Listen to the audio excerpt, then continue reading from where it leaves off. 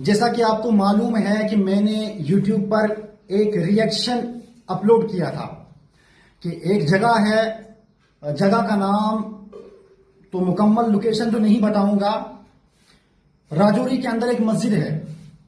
میں نے وہاں کے صدر سے تنخواہ کا مطالبہ کیا، میری تنخواہ نہیں دی گئی، جیسا کہ آج تک کے اماموں کے ساتھ ہوتا رہا، لیکن اس سے ہٹ کر ہی بات ہے۔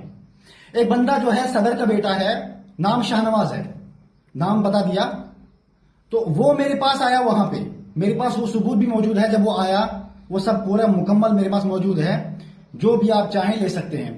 وہ میرے پاس آیا کہ حضرت، اس نے مجھ سے سوال پوچھا، حضرت مولانا سعد صاحب کے ان کے لیے آپ کی کیا رائے ہے؟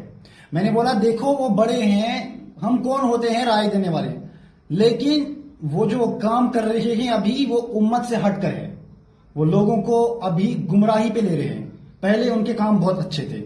اب اس کا جواب آیا کہ آپ عالم لوگ مولانا سعد صاحب سے نفرت کرتے ہو، آپ جلتے ہو، اس کی کرسی سے آپ جلتے ہو۔ میں نے بولا چل ٹھیک ہے یار، مجھے اختلاف کرنا ہی نہیں ہے، مجھے آپ سے بات کرنی نہیں ہے اس موضوع پر، جیسا کہ آپ کو معلوم ہے کہ میں ہر موضوع پر بات کرتا ہوں، لیکن اس موضوع پر میں کوئی بھی بات نہیں کرتا۔ اب ایک مفتی صاحب ہیں، مفتی ارشد صاحب، ان سے میری بات ہوئی، آج یوٹیوب پر لائیو، بہت مشہور ہیں، مشہور زمانہ۔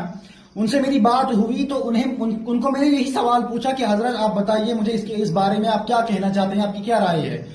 تو انہوں نے جو بتایا سو بتایا، میں نے وہ اپلوڈ کر دیا۔ اب اس ویڈیو کے ریئیکشن میں شاہنواز کی آپ یہ ریکارڈنگ سنیں پہلے، جب میں نے تنخواہ کا مطالبہ کیا کہ میری تنخواہ دے دو، پھر آپ ان کی جو یہ زبان ہے مولانا سعد صاحب، اگر واقعی انہوں نے سکھائی ہوئی ہے تو جو مولانا سعد صاحب کے انبھکت ہیں، جو دعوت و تبلیغ کا کام کر رہے ہیں، عمارت سے جڑے ہوئے، وہ اس سے اختلاف رکھیں گے اور میرے اس مدعے کو آگے لے کے جائیں گے، اور جو لوگ مولانا سعد صاحب کے واقعی حقیقتاً انبھکت ہوں گے وہ میری مخالفت کریں گے، اور پھر ہمیں معلوم ہے کہ انہیں کیسا آئینہ دکھانا ہے۔ پہلے آپ یہ ریکارڈنگ دیکھیں۔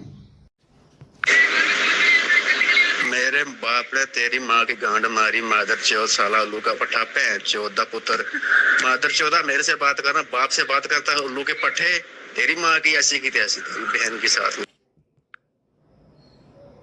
جی ہاں، ریکارڈنگ اپنا گلوچ، ماں باپ پر تان و تشنیع کرنا، یہ آپ نے پورا سن لیا۔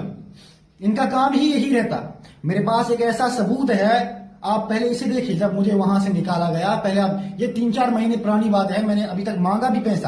ایک مفتی صاحب بھی باقاعدہ بیچ میں تھے، مفتی صاحب کا نام نہیں کہوں گا، وہ باقاعدہ بیچ میں تھے، انہوں نے کہا میں تنخواہ دلواؤں گا۔ اور ایک ریکارڈنگ اور ہے، آپ اگر چاہو تو میں اس کو پیش کرتا ہوں۔ وہاں کے جو امیر صاحب ہیں، جماعت کے جو امیر صاحب ہیں وہاں کے، انہوں نے مجھ سے باقاعدہ فون پر بات کی اور یہ بتایا کہ آپ مولوی صاحب آپ ٹینشن مت کرو، آپ کی تنخواہ دی جائے گی، آپ کی اور ہماری نہیں بڑی، جتنا آپ رہے۔